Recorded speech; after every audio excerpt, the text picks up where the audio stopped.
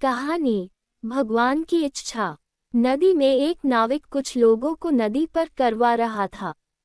इन सवारी में एक साधु भी बैठा हुआ था।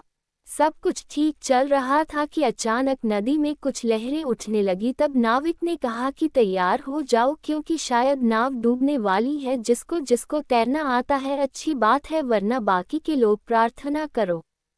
नाविक की बात सुनकर साधु अपने पास रखे कमंडल से नदी का पानी भरकर नाव में डालने लगा। उसको ऐसा करते देखा नाविक और बाकी के लोग आश्चर्य से देखने लगे।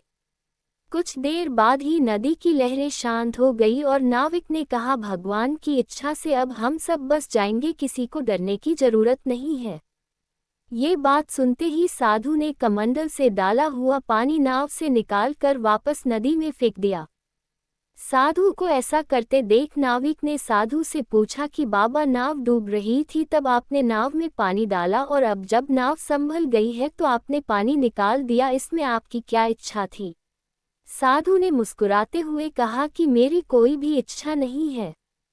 जब नाव डूबने लगा रही थी तब नाव को डुबाने में ही भगवान की इच्छा है। ये सोचकर मैं उनके काम में हाथ बटाने के लिए 5 कमंडल भर के पानी डाल दिया, और जब नाव बच गई तब उनकी इच्छा नाव को बचाने में है। ये समझकर मैंने अपनी इच्छा उनकी इच्छा से मिला दी और नाव से पानी निकाल दिया।